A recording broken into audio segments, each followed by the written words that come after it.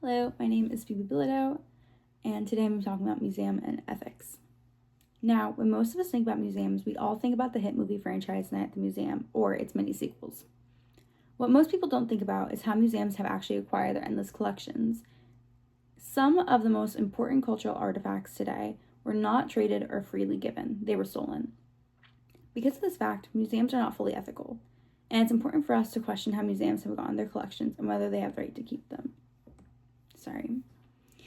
So today I'm going to be discussing the term repatriation a little bit. So repatriation, for those who don't know, is just the giving back of artifacts to the country of origin. Just a quick little definition. So Kiongo or Viongo memorial statues from Kenya are just one example. These statues are placed vertically into the ground and rise out of the earth. Their purpose is to honor a deceased member of the Gios Society. Anthropologists Monica L. Yavardi, Linda L. Gills, and John B. Mitzov wrote in the 2003 journal article American Anthropologists that Western dealers whose collection may be drawn by personal interest, or as in the case of dealers, profit. Collectors become very wealthy from selling their collection and often get a wing in the museum named after them from doing it. The museums also profit from foot traffic so they can see the new shiny artifact.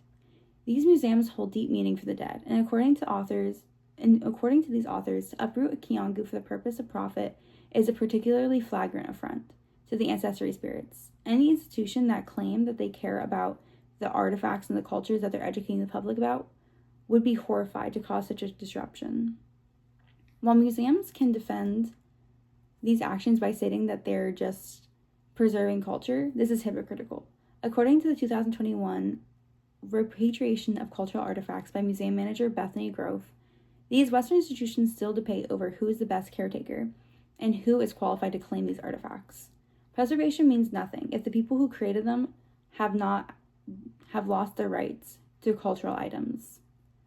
This problem happens worldwide. In the Canary Islands, some museums still hold the remains of indigenous people taken during the colonial era, putting their remains behind glass to further other these people and their descendants. According to archaeologist A. Joseph Fiora de la Rosa, 2020 article, The Indigenous Remains, Colonialism, and Ethical Dilemmas, a case study in the Canary Islands. While no one would think of disrespecting the funeral remains of their own people, indigenous remains have been otherized as objects within an oppressive colonial gaze. These collections, displayed like at the Smithsonian, has around 30,000 remains in its collection, with about being half of native descent. When museums don't have the consent to house these remains, they are not protecting history. They're only vitiating cultural rights. And actually, I didn't know this. The Smithsonian has 30,000 human remains, and you go around the museum and you're not seeing all 30,000 of these remains. It's because they're in the basement. Like, they're literally keeping these bodies in the basement and not returning them to the people of origin. But actually, they're doing some headway. They've actually, I think, since 2021, returned 5,000 remains. But historically, archaeology started with antiquity, which was just rich people collecting art objects for their private collections, and it's always had roots in colonialism. Today, the field is working to decenter this, but archaeology still itself has to be challenged as well.